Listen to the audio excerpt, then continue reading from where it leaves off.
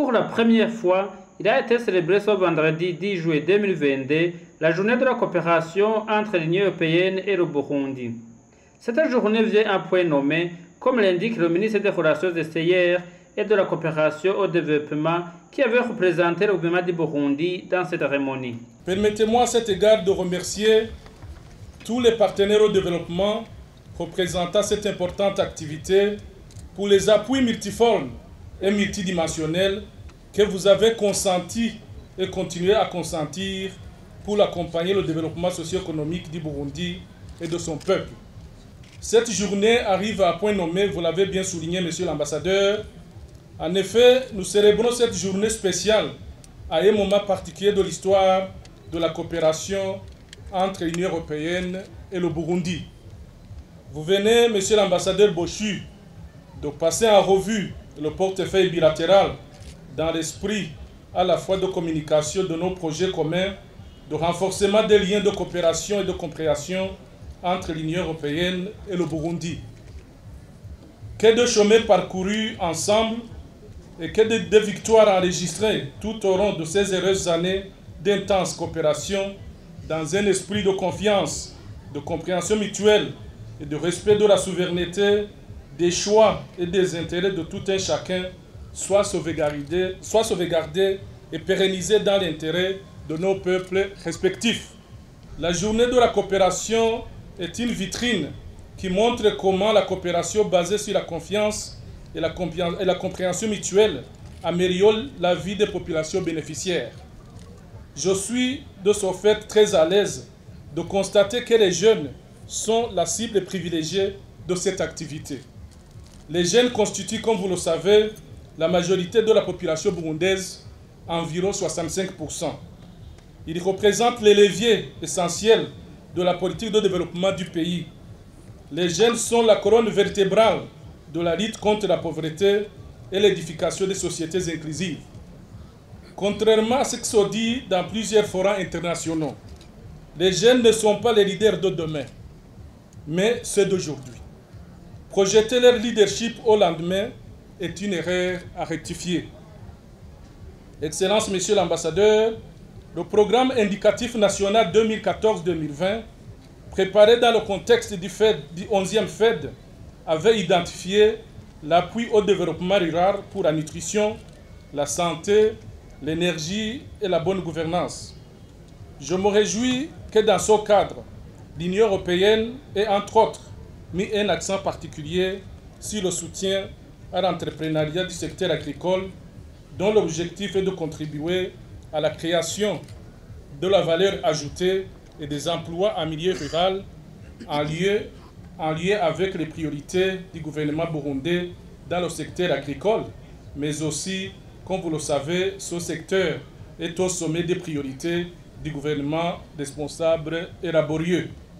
Je me réjouis également que l'enveloppe annoncée lors de l'entretien à Bruxelles le 18 février 2022 entre le chef de l'État du Burundi et la commissaire européenne chargée des partenariats internationaux ait tenu en compte l'aspect création d'emplois qui constitue réellement une des top priorités pour le Burundi, en particulier pour les jeunes.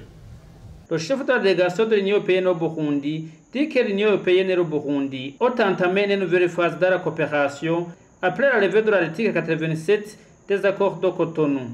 Je voulais d'abord souligner qu'il s'agit en effet de la première édition de cette journée de la coopération Union européenne-Burundi. Alors, elle tombe à point nommé au moment où l'Union européenne et le Burundi ont entamé une nouvelle phase de leur partenariat après la levée de l'article 96. La reprise et l'intensification du dialogue politique depuis le début de l'année 2021 ont permis d'approfondir la normalisation et ainsi d'envisager de nouvelles perspectives de coopération et de partenariat. Le motto de cette première édition est un partenariat durable et diversifié. il n'est pas usurpé. Afin de mieux répondre aux attentes de ses partenaires et d'accroître l'efficacité de ses interventions, l'Union européenne a décidé d'harmoniser davantage ses interventions en agissant comme l'équipe Europe.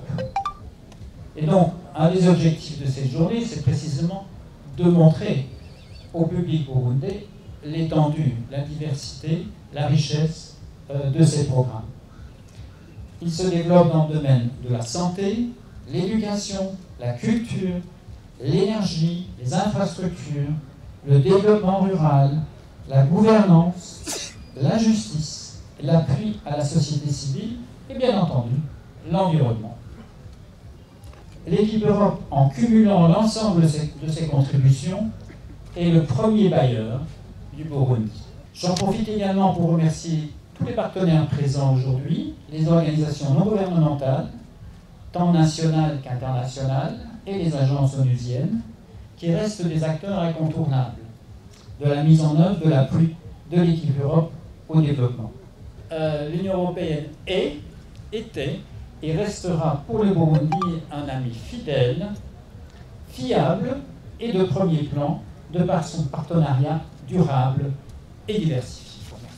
Le ministre des Relations extérieures et de la coopération n'a pas oublié de rappeler que le gouvernement du Burundi encourage la harmonisation de la stratégie de coopération avec les priorités du gouvernement.